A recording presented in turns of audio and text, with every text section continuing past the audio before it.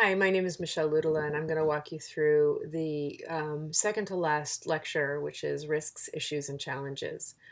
So we have some essential questions, and most of the time most of these focus on school libraries, and I acknowledge that there are several of you in the course who are not school librarians or not training to be school librarians, but this also has applications for you, and regardless of whether you're a public librarian, even one for adults, because ultimately these patrons, my patrons, become the public library patrons as either adolescents or young learners or as adults.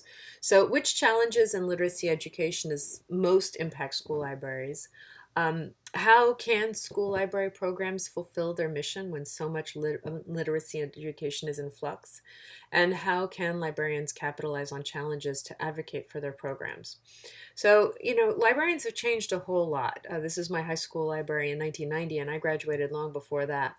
This is currently the high school, the North Carolina State University Engineering School's James B. Hunt Jr. Library, and as far as I'm concerned, it's the most impressive space that I've ever seen that's designed really strictly for collaboration and really contemporary literacies. So literacy is a challenge because, it used to be a very simple thing and now it's much harder to define, and it's shifting all the time as we move forward. So, we may be in this perpetual quest to wait for the dust to settle, but I mean, frankly, I don't see that happening at any point. I remember saying that once to Joyce, and Joyce said, yeah, the dust isn't going to settle. So being a school librarian or a librarian for young audiences can really feel a little bit like this, but only a little bit harder. So there are a whole lot of things that are shifting underfoot, and the question we're gonna work through a top 10 list of things that are really transitioning and things to look out for. So one is curriculum. So about 12 years ago, a dozen years ago, actually even longer than that now, there was a huge movement to incorporate STEM education in K-12 learning. So science, technology, engineering, and math, but then a whole new mind came out, a book by Dan Pink, and you can look at his YouTube video rather than read the whole book. He did a TED talk that really kind of gets to the heart of the importance of right brain training. And so STEM became STEAM, but entire curricula was designed around STEM. Incorporating that last A was really a challenge. Here's another area in which we've seen a huge shift. So in our school, we did a huge introduction to the library program through the health program, through the health education program. So we used as a sort of a default, figuring this is a gold standard, is we used the federal government. So they had My Pyramid Tracker was the defining barometer of whether or not you were living healthily, or your wellness measure in 2008. But then that changed to Choose My Plate in 2010, and then it changed to Super Tracker in 2013, and now we have the state of Connecticut, which is where I teach, has an entire new comprehensive school education checklist. And if you look at this, it's a monster. So this is like the checklist for health education in the state of Connecticut. It is a monster, absolutely a monster. And so we went from My Pyramid Tracker through 2013. We went through so many shifts, and every time we need to adapt our program, adapt our curriculum, and make important changes. I wasn't even done scrolling through that. So another thing that's changing a lot is learners. This is my sort of my default. These are my freshman teacher teams. So that's me with my folks, social studies teachers, and my colleagues tend to complain so often. My freshman class is so concrete, and that's really kind of code for saying, oh, they're just not getting it. They don't listen. They don't pay attention. They don't follow instructions. And I texted out of frustration to Joyce and Shannon at one point when that conversation was recurring over and over and over again, that, we've talked about education reform for a very long time, but we are really not addressing the learning needs of our learners. They are not stupid. We are stupid for not shifting the way we teach. I've kind of downshifted a little bit in my class, in my lesson development, to really, I used to teach for high school audiences, and now I'm finding that I'm building the curriculum development for curriculum planning for basically middle schoolers. You have to build in a lot more stops and checks and pauses and scaffold the learning in many more ways, and check for understanding. It's not enough to say it. You have to really make sure that they're really getting it, because they don't process the way students used to. Back in my library than from 1990. Students process completely differently, and we have to get used to and accept and deal with what we've got. They get bored really easily. Think about this. The iPad came out in 2010, and 7 years we're going to have students who never knew a world without an iPad.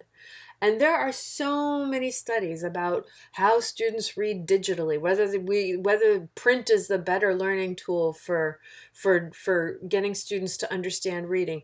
But the truth is, those studies are not really reflective of where we are going. So if we're dealing with young learners, they're changing every single year. Every outgoing senior class is vastly different than every incoming freshman class. And so we need to make sure that we are addressing these students' learning needs and that we are evolving as quickly as they are, because they are definitely shifting. So when we build our collections and we want to say, oh, well, I prefer print, or my teachers prefer print, or my students prefer print, that is eroding, or that is shifting, and that is evolving. And whatever you think it is now is not necessarily how it needs to be. And you need to be prepared for that, because building that digital collection takes years. And if you have no budget, it takes years and years and years and years. And many students and many school libraries have very little budget. All right, assessment is shifting. So this is a part that there's I call this the Pearsonization of education. So most states have adopted some kind of a version of a common core testing. So PARCC is one, SBAC is another. There are, the states that are rejecting the Common Core as a standard are using some form of standardized testing to do their own test for their own assessments. And this can shut down computer labs and school libraries, and it can also make school librarians basically test coordinators, which is really dreadful. This is our team of 4. We lost this guy off to the left for basically 8 weeks out of the year due to he became a testing administrator. So in Connecticut, where I live, the 11th graders will avoid the controversial Smarter Balance test. They're going back to the SAT as the standardized test of choice, which at least fulfills another purpose. I mean, students do take the SAT. It addresses issues of equity. It addresses issues of college admissions, and it takes away the financial strain of SAT and of SAT registration. So that's transitioning. The standards are also changing. The Common Core is officially under attack. In 2013, 45 states had signed on, but then another 12 dropped off. And so there's really mixed reception for the Common Core. I've done talks in Texas and Virginia where they don't have the Common Core, but they have something that looks very similar. The bottom line is this: research is tied to those standards, and it's really important to be mindful of them. When we did our lesson plan in this course, we were mindful of the ISTE standards, the AASL standards, and also the Common Core state standards. I like to sort of distill the Common Core's crossover with research into 3 categories. One is inquiry, one is close reading, and the third is basically production and publication. But that is constantly changing, and as states move away from the Common Core, the conversation may change. But these things have always been in play for research, and they're really important, regardless of whether you're in the Common Core loop or not. But they are going to be part of a state assessment, regardless of whether it's Common Core, SBAC, PARCC, or it's your own state's assessment. Software changes all the time. I mean, I remember the first time iOS 5 came out, we had a student who was managing our iPads, and he ran in the morning, unshaven, scruffy looking, all hair disheveled, saying, I stayed up until 2:00 in the morning thinking how I could now use this iOS to better manage the iPads, because he was had taken on the role of our iPad manager in the library. managing devices is really difficult, and software changes are so critical to our students' ability to access our resources. So for example, this was a Gale app that came out probably in 2000, and I don't know, I want to say 11 or 12 maybe. And it was all the rage. It was great. Our kids started calling the iPads Gale Pads. They loved the app. It was absolutely awesome. And then, and then the operating system changed and it became useless and it froze and it was buggy and it didn't work anymore. These are all of the ways in the last 3 years that we've had to access Destiny, our library management system. Some are on the apps, some are different for audiobooks, and now they're pulling it all together into one thing, which is pretty cool. We still use the old school mobile phone app, but now we're moving back to the computers. What many vendors are starting to do, because they're so frustrated they can't afford to keep up the product development to stay afloat with basically three platforms: Windows, Google, and Apple, and try to keep up with all the updates. So now they're just creating content that's optimized for mobile access. So it's not as slick as it used to be when you had an actually specific app designed for this kind of product, but it does make it pretty seamless. At least it's bug free. One of the things that is happening, and I think we're up to 37 states or so, but there's a growing influx of legislation that's happening at the state level, demanding that student data privacy is protected. And while this is all coming out of good intentions, what's ending up happening, at least in my district, we really had a problem in my district. What it's going to do is it's actually going to prohibit us from subscribing to specific databases. So we've created a form saying that the database vendors have to sign off on in order to actually stay within contracts and stay within compliance of our state law, our student data privacy protection law. And there are a couple of database vendors that have said, no, we don't want to sign off on that for one reason or another. And so just now we got to stay for another year so that we are still on hold in order to, we are not required to be in compliance until July of 2018 now. And I posted this tweet saying it passed, now we can renew our database subscriptions for at least one more year. But the feedback from teachers was like, what? You mean this is impacting databases? So yeah, that's something else to be very aware of.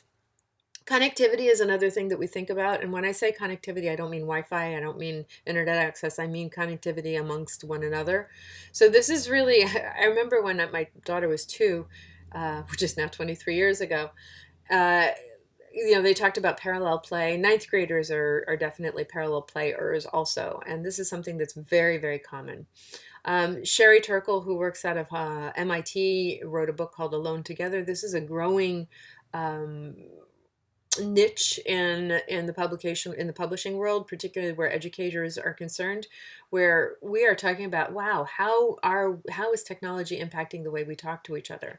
The art of conversation is really something that needs to be worked on. Maker spaces are a great place to do that because students don't tend to use their devices as much when they're doing hands-on learning. So that's something to think about. So legislation I talked on briefly.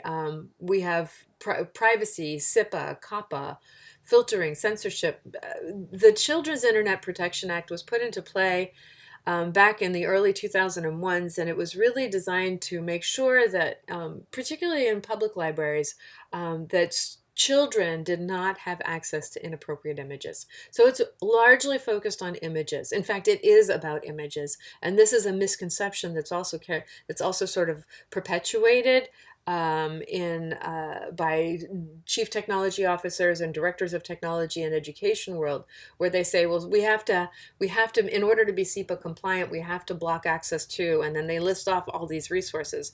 And they're misinterpreting SIPA. SIPA is strictly about images. It's not about written content.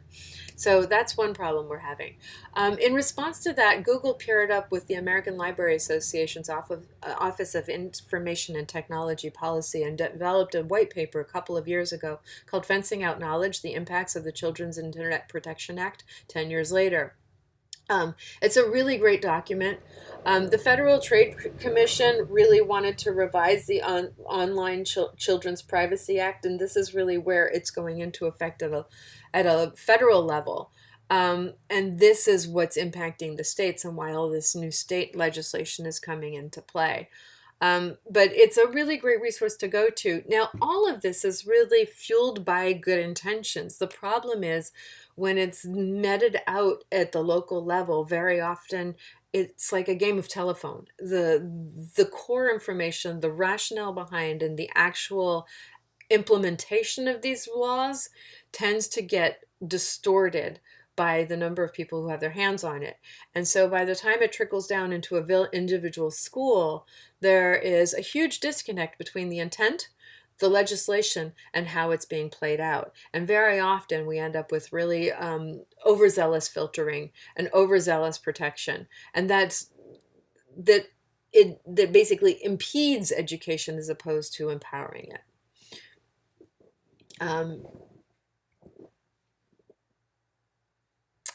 So here's an interesting example. In EasyBib was a sort of a go-to citation generating tool. So students would plug in information about the resource they were using, and it would spit out a citation, and that was great. And it was EasyBib, and that had been I don't know, our go-to tool in our school for at least a decade.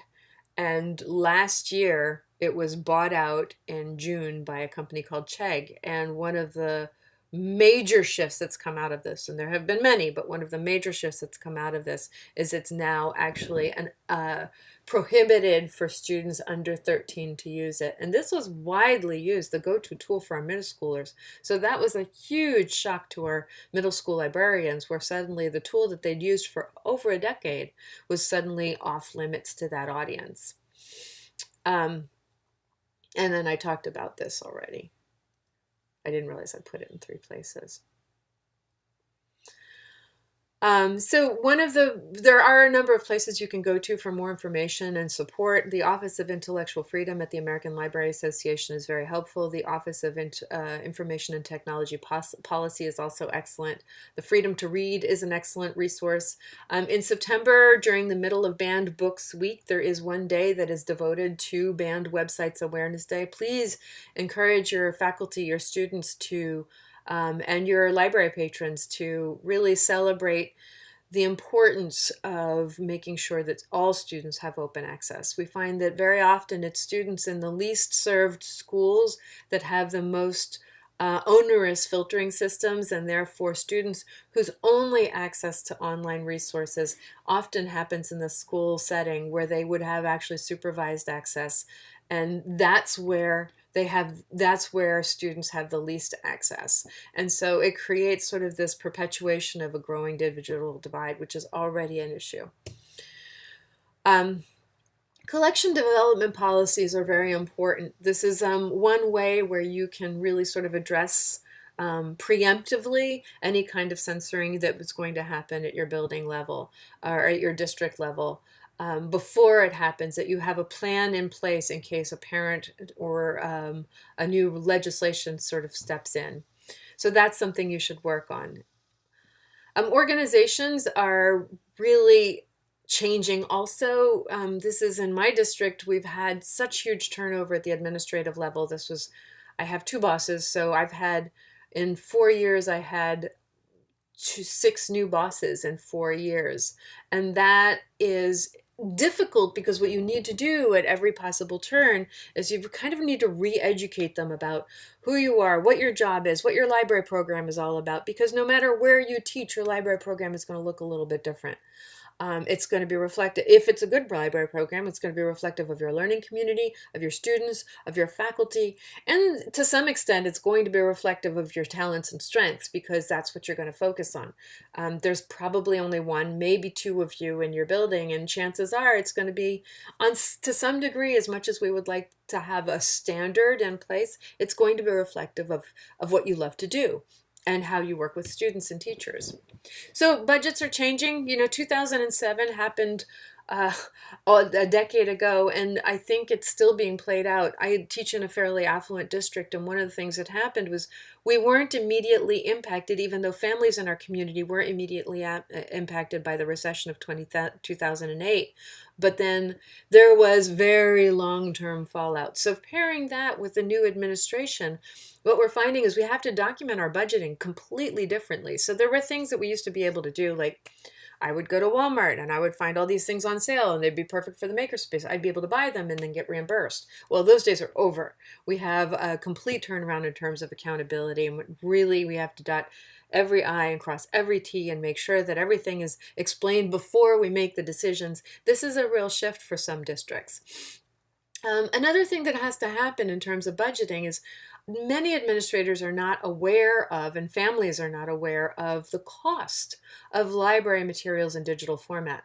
So for example, this 7 items is $1,200. If you're getting multi-user access items, they're very expensive, and that means that multiple people can check out these materials at once, as opposed to a one-to-one license. So here's a book that's $39 in Amazon, but it's $45 for a library collection, and that's for a one-to-one industry license. So it is so complicated to figure out how the publishing industry is actually shifting from year to year. They are learning as they go, as we speak, and that is problematic for us. So when we sat down and tried to figure out what protocol will we follow if we have a special ed student who has accessibility issues and needs to access a resource in a different format, or an English learner who needs to access a different format of material, or a different language of material, what are the protocols that we should follow? What does this flow chart represent? It's all the steps that need to be kind of like, well, how do we have to approach this? Who do we contact? What do we have to decide? And what are the protocols in place? So when we did that, we actually had to dedicate, literally footnote the document explaining how K-12 libraries and public libraries purchase materials completely differently than computers. So we literally had to footnote this. And then we had this footnote that just exactly 6 months after I wrote this document, it ended up shifting, because at the time I wrote the document, literally every Penguin material, the 12-month license, you could only purchase it as a 12-month license.